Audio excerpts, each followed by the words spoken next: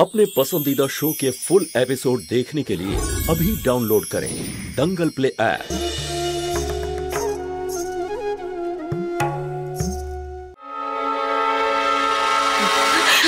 আরে দিদি কি হয়েছে তোর এরকম কেন করছিস?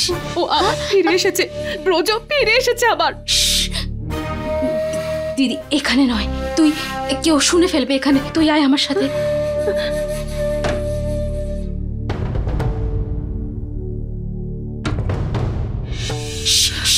দিদি সামলা নিজেকে, এমন কি হয়েছে যে তুই এভাবে আমাদের সবার জীবনে বিষ ঢালতে এসেছে ও,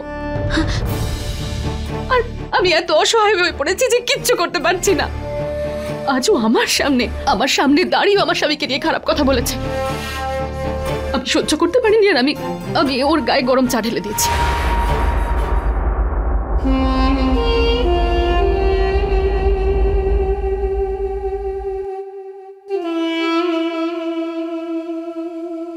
এক্সকিউজ মি, আপনি কে? কারোর সাথে দেখা করতে এসেছেন? পঙ্কজ বাবু আমার বন্ধু। ব্রজ নাম আমার।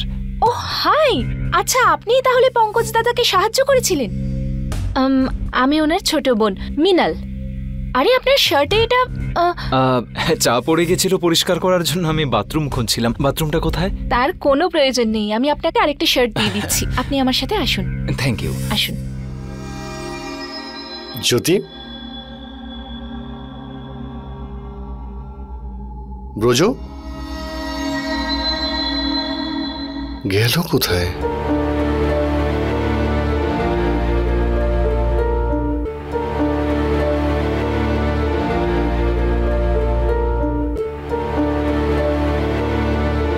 মনে হচ্ছে জ্যোতি ব্রজের সঙ্গে সবার আলাপ করাতে নিয়ে গেছে। আমি আর সহ্য করতে পারছি না সুধা, আমি আমার স্বামীর অপমান সহ্য করতে পারছি না। এবার পরিণতি যাই হোক না কেন, আমি আজ এখন এই মুহূর্তে গিয়ে পঙ্কজকে সব সত্যি বলে দেব। না দিদি, দেখ দেখ তুই, আমি তোর ব্যাপারটা বুঝতে পারছি, কিন্তু এরকম তাড়াহুড়ো করে নেওয়া সিদ্ধান্ত কখনোই ভালো হয় না দিদি। আমি কি করব সুধা? সত্যি স্বীকার করা ছাড়া এই চক্রব্যূহ থেকে বেরোনোর আর কোনো পথ নেই। আর ওই লোকটা কতটা নিচে নামতে পারে সেটা তো তুইও জানিস, বল। আর কত সহ্য করবো আমরা? দিদি তুই তুই একটু ধৈর্য ধর, আমরা একদিন না একদিন সবাইকে সত্যিটা বলে দেবো, কিন্তু এটা সঠিক সময় নয়।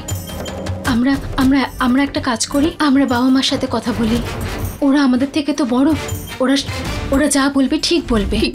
কিন্তু দিদি প্লিজ, তুই তো বলেছিলি যে আমরা অনেস্ট, ভগবান সবসময় আমাদেরই পাশে থাকবেন।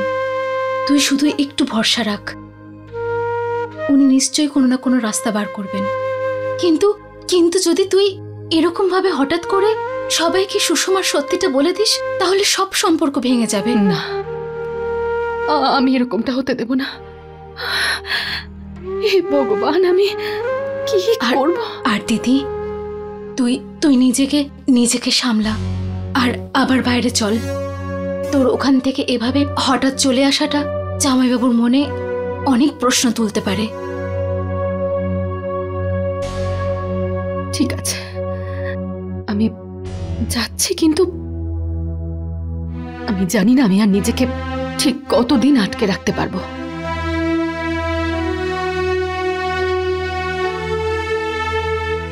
একবার একটা পারফরমেন্সের জন্য আমি বৃদ্ধাশ্রমে গেছিলাম।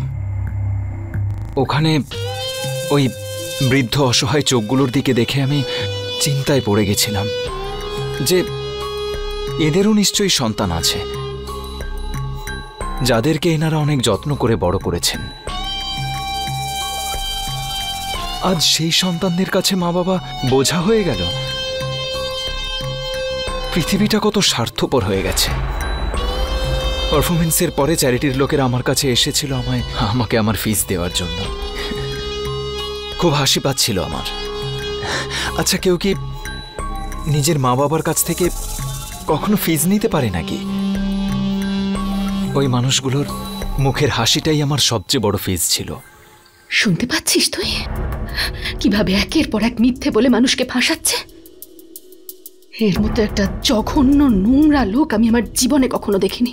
আমার পরিচিতরা বলে যে ব্রজ তুই কোনোদিনও বড়লোক হতে পারবি না। আমি শিল্পী, আর আপনারা নিশ্চয়ই শুনেছেন যে মা সরস্বতী আর মা লক্ষ্মী খুব কমই একসাথে আসে।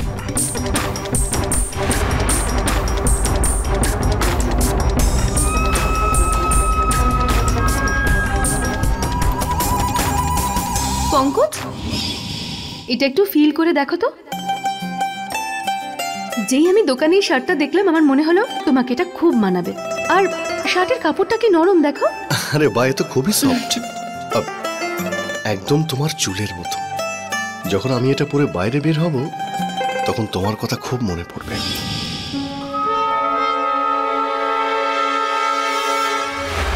বাবা, তোমার কাছে এই যে উদার মনটা রয়েছে, আজকাল এসব দেখাই যায় না। এত সুন্দর কথা। জ্যোতি, জ্যোতি, তোমরা ব্রজর গল্পটাই মিস করলে। আমার তো চোখে জল এসে গেছিল। ওই বৃদ্ধাশ্রমে কি বলছিলে? হ্যাঁ বাবা, আমি শুনেছি।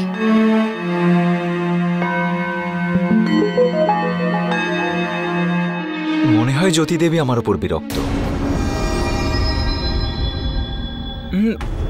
এটা কোনো বড় ব্যাপার নয়। যদ্দূর আমি বুঝেছি, আমার এই শার্ট পরাটা ওনার পছন্দ হয়নি। পঙ্কজবাবুর তো। আর সত্যি বলতে, কোনো স্ত্রীরই তার স্বামীর কোনো জিনিস অন্য কারোর সাথে শেয়ার করাটা পছন্দ হয় না। কোনো ব্যাপার নয় জ্যোতি দেবী, আমি বুঝতে পারছি, আমি চেঞ্জ করে না নিচ্ছি। না, ছেড়ে দিন, ওটার কোনো প্রয়োজন নেই। কারণ পঙ্কজ এই শার্টটা আর কোনোদিনও পরবে না। ও, তার মানে বলতে চাইছেন যে এই শার্টে পঙ্কজবাবুর চেয়ে আমাকে বেশি মানিয়েছে, তাই না?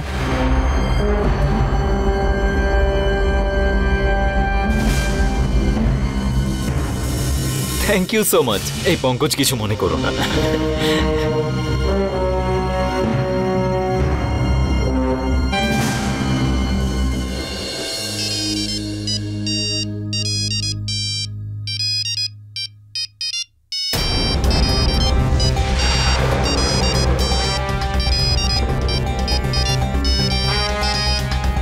হ্যালো, খুব এক্সপেন্সিভ শহর এটা। এত এক্সপেন্সিভ যে টাকার যেন ডানা রয়েছে, হাত লাগলেই উড়ে যায়। শোনো না, আর ৫,০০০ নিয়ে এসো। কি তোমার মাথা খারাপ হয়ে গেছে? আমি এত টাকা কোথা থেকে পাবো? আর এই তো ২০০০ টাকা দিলাম। সে তো শার্ট কিনে ফেলেছি। এমনিতেও তোমারই দিদি চা গায়ে ঢেলে খারাপ করে দিয়েছে। একটা কাজ করো না, ওর থেকে নিয়ে নাও। এখন ও যদি নিজেই শার্ট খারাপ করে তো ওকেই দিতে হবে, তাই না?